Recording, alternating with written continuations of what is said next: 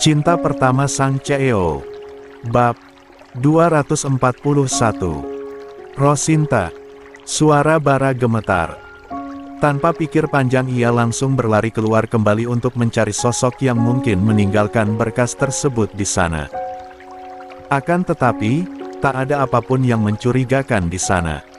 Sama sekali tak ada orang asing yang melintas. Fokusnya pun kembali teralihkan pada perjanjian itu. Membacanya lagi secara keseluruhan. Dan benar, itu memang berkas perjanjian penyerahan bayi. Ya Allah, apa ini? Adalah berkas perjanjian antara bidan itu dengan orang yang mengambil anakku. Tapi, bagaimana bisa berkasnya ada di sini?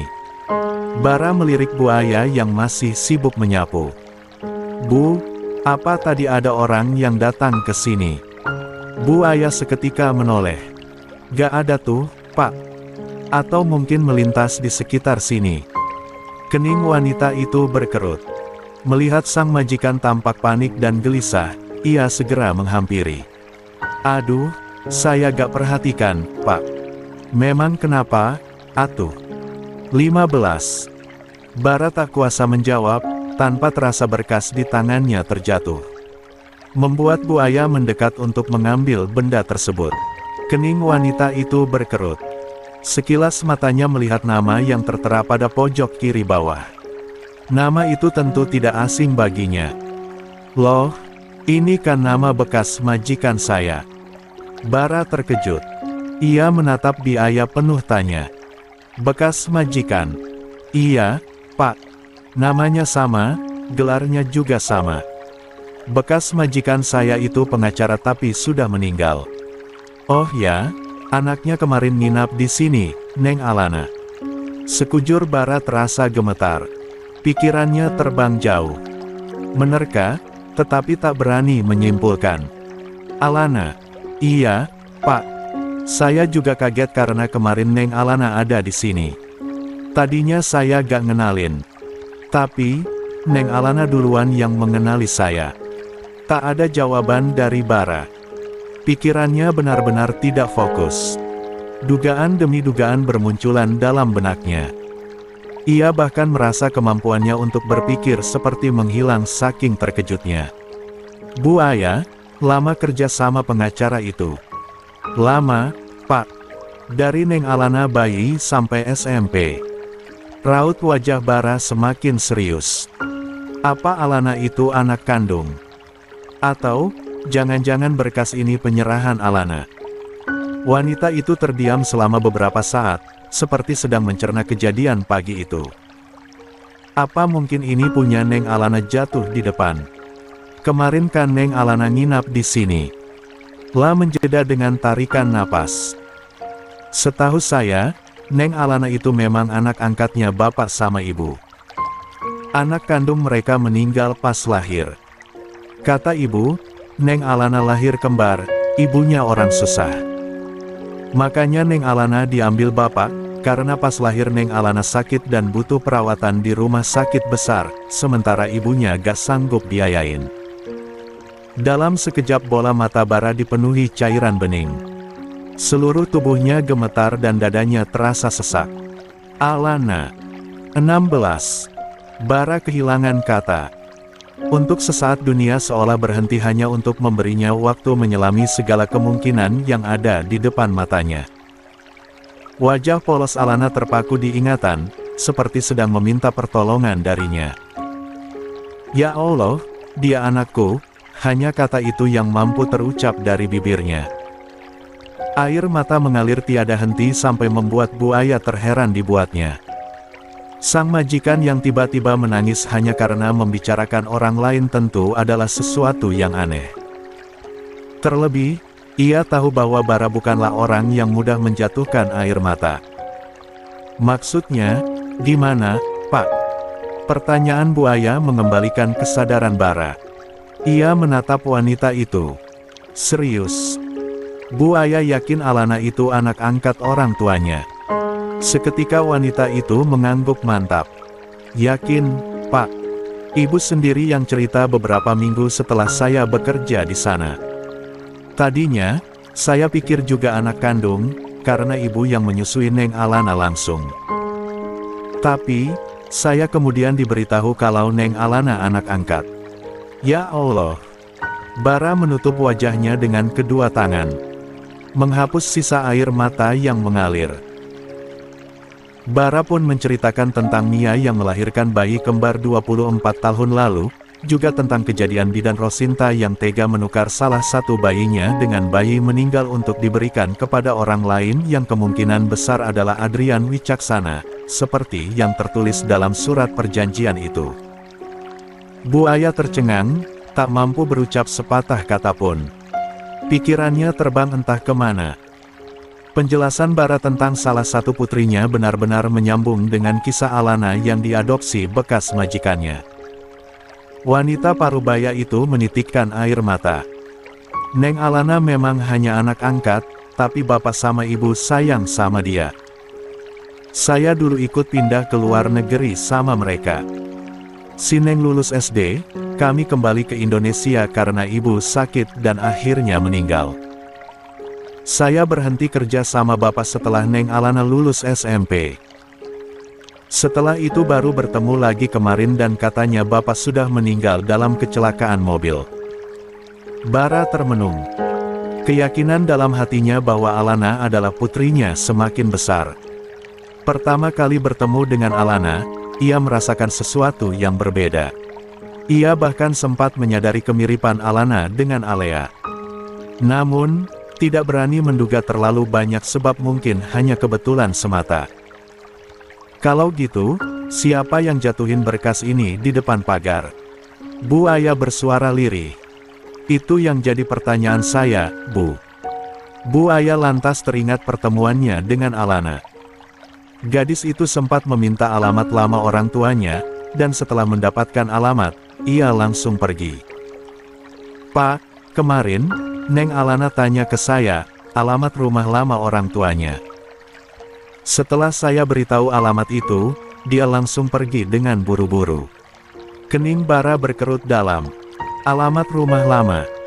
Iya, katanya mau cari sesuatu yang penting punya ayahnya. 17. Di mana alamat rumahnya, Bu? Jalan Bakti, Pak. Tapi, rumah itu sudah lama kosong, karena sepulang dari luar negeri sudah gak dihuni. Lahi. Sontak bola mata Bara membulat. Alamat yang diberitahu Bu Aya itu, sama seperti alamat yang diberikan bidan Rosinta beberapa waktu lalu. Semakin kuatlah dugaan Bara bahwa Alana memang putrinya. Lalu, siapa yang membawa berkas perjanjian ini? Sebentar, Bu. Saya mau periksa CCTV dulu. Tanpa banyak kata, Bara langsung masuk ke rumah dengan tergesa-gesa. Ia sempat menyambar ponselnya yang tergeletak di atas meja buffet, lalu segera menghubungi Yo. Iya. Suara berat Yo terdengar sesaat setelah panggilan terhubung. Yo, anakku ketemu. Tolong ke rumahku sekarang. Aku butuh bantuanmu. Apa? Kamu menemukan info tentangnya? Dari mana? Aku gak bisa jelaskan di telepon, ke rumahku saja. Oke, tapi, tolong tenang. Aku segera ke sana. Panggilan berakhir. Bara langsung melesat menuju ruang pribadinya untuk memeriksa rekaman CCTV. Lah memutar rekaman mulai dari pagi. Mulai dari Alana yang pergi meninggalkan rumahnya setelah berpamitan dengan Mia. Bara masih sibuk memeriksa rekaman CCTV ketika Yo tiba di rumah dan mendapati dirinya sedang terduduk dan menangis. Aku menemukan anakku, Yo. Aku menemukannya. Bara terisak, matanya terpaku pada rekaman CCTV. Bara kemudian menceritakan temuannya pagi ini, hal yang membuat Yo benar-benar terkejut dan nyaris tak percaya. Alana anakku, Yo. Dia anak yang ditukar bidan itu dan dia berikan kepada seorang pengacara. Yo membaca surat perjanjian yang ditandatangani oleh bidan Rosinta dengan seorang pria. Pada surat perjanjian itu dengan jelas tertulis tentang penyerahan bayi perempuan. Di tanggal yang sama seperti tanggal lahir Alea. Artinya, Perjanjian itu dibuat di hari yang sama dan menjadi bukti paling nyata. Ya Allah, kebetulan macam apa ini? Suara Yo gemetar. Tapi kenapa saat itu Bu Rosi bilang dia tidak memiliki surat perjanjian tertulis? Apa dia sengaja menutupinya? Bisa jadi. Anakku bekerja padanya. Anak bidan itu adalah pacarnya Arvin. Apa semua ini ada hubungannya? Apa dia bekerja sama dengan seseorang untuk menutupi ini? Tunggu-tunggu. Yo tampak berpikir sejenak.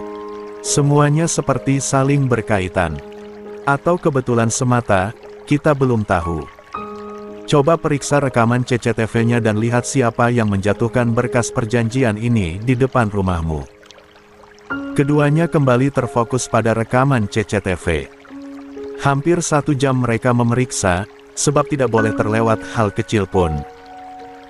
Sampai akhirnya, Alana terlihat datang kembali dengan membawa map berwarna kuning. Mata Bara membulat penuh. Kala memandang putrinya yang terlihat lemah dan sedang menangis memeluk map kuning di dadanya, saat itu juga air mata Bara jatuh tak tertahan. 18. Anakku. Bara merasakan dadanya sesak, seolah udara yang tersedia di sekitarnya tak cukup untuk bernapas. Yo menepuk bahunya, meyakinkan sahabatnya bahwa semua akan berjalan baik. Tenang.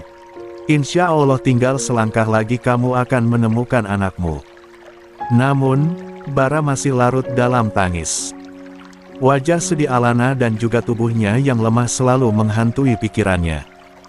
Bahkan, baru kemarin lalu ia menemukan putrinya itu pingsan di jalan. Sendirian, di tengah malam buta. Dalam keadaan sakit dan lemah. Ya Allah, putriku. Bara Semkain terisak. Terlebih, setelah melihat rekaman CCTV di mana Alana menangis di depan gerbang sambil memeluk berkas yang sama seperti yang ia ditemukan di depan gerbang. Namun, saat akan masuk, seorang lelaki tiba-tiba menghadangnya. Arvin. Bara dan Yo aling pandang satu sama lain. Keduanya terpaku pada tayangan CCTV. Arvin terlihat mencengkram lengan Alana hingga membuat Alana meringis. Lalu, beberapa detik kemudian membawa Alana pergi dari sana. Tetapi, sebelum itu, Alana sempat menjatuhkan berkas yang ada di tangannya. Bara membeku.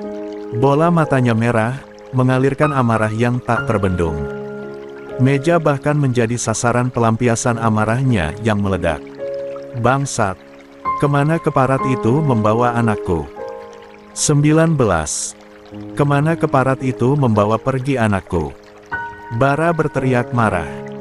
Rahang mengetat, kedua tangan mengepal dan matanya tampak merah. Melihat sahabatnya dikuasai amarah, Yo mencoba untuk menenangkan, sebab untuk memecahkan setiap masalah perlu hati yang tenang. Mengutamakan emosi sesaat hanya akan memperburuk keadaan. Tenang, Bara. Tolong tenang. Bagaimana aku bisa tenang, Yo? Anakku di luar sana sendirian. Dia perempuan, sedang hamil dan dalam keadaan sakit. Iya, aku tahu. Tapi kalau kamu tidak tenang, itu akan membuatmu kesulitan menemukannya. Bara terduduk lemas. Menangis. Menyesali semua yang terjadi. Menyalahkan diri sendiri atas semua yang terjadi terhadap putrinya dan menganggap semua adalah karma dari perbuatan masa lalu. Semua ini salahku, Yo. Kenapa anakku yang harus menanggung semua dosaku di masa lalu? Aku mendengar sendiri bagaimana seorang laki-laki ingin memintanya menggugurkan kandungannya, persis seperti yang aku lakukan dulu pada Mia. Apa ini hukuman untukku? Bara terisak-isak. Kedua tangan menjambak rambut. Yo menepuk bahunya untuk menenangkan. Sekarang aku baru mengerti sesakit apa perasaan Mia saat itu. Dia tidak berdaya dan mendatangiku untuk memberitahu kalau dia hamil. Tapi, aku malah memarahinya, memintanya menggugurkan kandungannya, dan lebih parahnya lagi, aku mengancam akan menghabisinya kalau dia tidak melakukannya. Ya Allah, sekarang putriku sendiri yang mengalaminya. Tepat di depan mataku. Selama ini aku menjaga Alea. Berusaha sebisa mungkin supaya dia tidak menelan akibat dari dosa-dosaku di masa lalu. Tapi, ternyata, anakku yang satunya. Bara terisak, air matanya jatuh tak tertahan mengingat putrinya yang malang. Aku mengerti bagaimana rasanya. Tapi, sekarang bukan waktunya untuk menangisi semuanya. Kita harus cepat mencari Alana sebelum sesuatu yang buruk terjadi padanya. Yo menepuk bahu Bara, membuat lelaki itu segera tersadar dan mengusap air matanya. Tidak akan kuampuni si keparat itu kalau sampai sesuatu yang buruk terjadi pada putriku. Yo mengeluarkan ponselnya dan mencoba menghubungi Arvin, tetapi setelah dicoba berulang-ulang, tidak tersambung. Membuatnya memilih menghubungi Brian untuk meminta alamat tempat tinggal lelaki itu, sebab kemungkinan paling besar mereka ada di rumah kontrakan. Tak sampai 5 menit, Yo sudah mendapatkan alamat tempat tinggal Arvin, lengkap dengan alamat kantor barunya. Walaupun membuat Brian bertanya-tanya tentang apa yang terjadi. Ayo, tempat pertama yang akan kita tuju adalah rumah kontrakannya. Kemungkinan dia ada di sana. Aku juga akan menyebar orang-orang kita untuk mencari, ucap Yo. Bara yang saat ini merasa kehilangan kewarasan hanya bisa mengangguk, mengikuti semua rencana Yo. Sebab dirinya benar-benar dalam keadaan tak bisa berpikir jernih. Namun, sebelum keluar rumah, Bara menuju kamar untuk mengambil jaketnya. Saat membuka pintu, ia mendapati Mia sedang duduk melamun di sisi jendela. Tatapannya kosong, yang terlihat hanya air mata. 20. Menggenang di pelupuk matanya. Hati Bara kembali tersayat. Perempuan itulah yang pernah ia sakiti sedemikian kejam. Perempuan tak berdaya yang ia manfaatkan untuk memuaskan hasratnya. Perempuan yang pernah ia buang dan harus hidup sendirian dalam keadaan tak berdaya. Bara mendekat, berlutut di hadapan Mia dan menghapus air mata yang meleleh di pipinya. Mengecup kedua tangannya pelan. Ada sesuatu yang mau beritahu. Tapi, tolong tenang dan serahkan semuanya padaku. Bara berbicara pelan dan lembut. Mia mengalihkan pandangan kepada suaminya. Soal apa, Mas? Terdiam sesaat, Bara mengamati wajah istrinya yang murung. Menarik napas dalam-dalam sebelum memulai berbicara. Aku sudah temukan petunjuk tentang anak kita.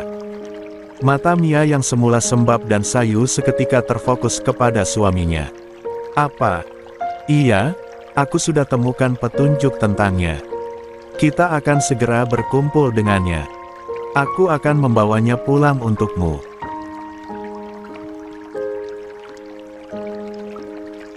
Air mata Mia jatuh tak tertahan.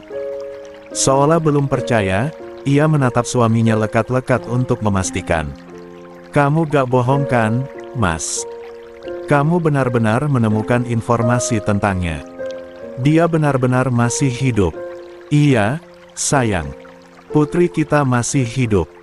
Dia ada di sekitar kita, hanya saja kita gak mengenalinya. Aku akan menjemput dan membawanya pulang. Kening Mia berkerut. Sorot matanya penuh tanya. Maksudnya, dia ada di sekitar kita. Bara mengangguk. Lah jelaskan perlahan. Kamu tahu, semesta selalu punya cara unik untuk mempertemukan sesuatu yang pernah terpisah. Seperti caranya mempertemukan kita dengannya. Mia terpaku membedah maksud ucapan suaminya. Apa kita sudah pernah bertemu dengannya? Kalau begitu siapa dia, Mas? Di mana dia? Bara kembali menggenggam tangan istrinya dan memeluk, memintanya untuk tetap tenang. Sebab air mata semakin membanjiri wajah wanita itu. Kamu ingat, pertama kali kita ke toko bunga. Waktu itu lama sekali di dalam, dan aku menyusul. Ternyata kamu sedang berbicara dengan seorang gadis. Alana. Ya. Dan, setelah pulang dari toko bunga, kamu langsung teringat pada saudara kembar Alea. Dan beberapa hari berikutnya, kita selalu dipertemukan dengan Alana secara kebetulan. Termasuk, pemilik toko bunga tempatnya bekerja ternyata adalah orang yang telah menukar anak kita. Mia merasakan seluruh tubuhnya meremang. Meski ia belum tahu betul kemana arah pembicaraan suaminya, tetapi ia bisa menebak sesuatu. Selama beberapa saat dunia terasa berhenti. Larut dalam kebisuan, seolah sedang menyambung kepingan teka-teki yang memenuhi kepalanya. Mas, apa maksud kamu Alana adalah? Bara mengangguk diiringi titik bening yang berjatuhan dari kelopak matanya. Tangan istrinya kembali ia. 21. Kecup. Dan Mia, ia tak mampu berbicara apapun. Semua terasa mengambang dalam pikirannya. Iya, sayang. Alana, dia anak kita, saudara kembar Alea. Aku sudah memastikannya sendiri. Bara menunjukkan berkas perjanjian yang ditandatangani oleh bidan Ross dengan seorang lelaki bernama Adrian Wijaksana. Mia membaca berkas tersebut dengan berurai air mata. Bayi yang dimaksud dalam perjanjian ini adalah Alana. Bu Ayah sudah memastikan semuanya. Dia pernah bekerja di rumah orang tuanya Alana. Katanya, Alana memang anak angkat dan dia lahir kembar. Hanya saja saudara kembarnya ada di tangan ibunya. Bukankah, sudah jelas kalau ini artinya Alana adalah anak kita. Ya Allah. Maya menutup wajahnya dengan kedua tangan. Bara segera mendekapnya. Mengusap punggung wanita itu, sebab Mia tak kuasa membendung perasaannya. Bahkan, tangisannya sampai terdengar keluar. Anakku. Anakku, di mana dia sekarang, Mas? Tolong bawa dia padaku. Atau, biar aku yang pergi mencarinya. Tenang, kamu di rumah saja menjaga Alsam. Biar aku yang mencari Alana. Aku akan membawanya pulang untukmu, bujuk Bara. Aku mau ikut, Mas. Aku mau ikut. Aku harus minta maaf padanya, karena kebodohanku dia terpisah dariku. Karena kebodohanku yang mudah dibohongi sampai orang membawanya jauh dariku. Ayolah, sayang. Biarkan aku saja yang mencarinya. Tetaplah menunggu di sini. Alsam butuh kamu. Akhirnya, Mia luluh. Bara mendekap dan mengecup ubin-ubunnya. Maafkan aku. Semua kesedihanmu selama ini adalah karena salahku. Semoga belum terlambat untuk memperbaiki semuanya. Bara hendak bangkit dari posisi duduknya. Namun, saat akan melangkah keluar, Alea ada di ambang pintu dengan berlinang air mata. Ayah, Ibu, apa benar, Alana adalah adik kembarku? Tanyanya lirih. Suara nyaris tak terdengar. Iya, Nak. Sekarang ayah mau jemput dan membawanya pulang ke rumah kita. Kita yang akan melindungi dan merawatnya, jawab Bara. Alea langsung mendekat dan memeluk kedua orang tuanya. Kamar itu pun dipenuhi isak tangis. Ayah, cepat bawa pulang Alana. Dia sakit, Ayah. Dia mengidap talasemia dan aku sudah lihat rekam medisnya. Apa maksudmu, Nak? Alana sakit parah. Iya, Ayah. Aku pernah ketemu Alana di rumah sakit. Rekam medisnya jatuh dan aku gak sengaja membacanya. Dia bilang itu bukan miliknya. Jadi, aku diam-diam minta papanya Sasi untuk cari tahu di rumah sakit. Dokter yang menangani Alana temannya kakak dan dia membenarkan tentang itu. Bara terdiam. Dadanya Senakin terasa sesak. Tetapi, bersamaan dengan itu ia merasakan amarah yang meledak-ledak di dadanya. Apa Arvin tahu kalau Alana sakit dan malah terus menyakitinya?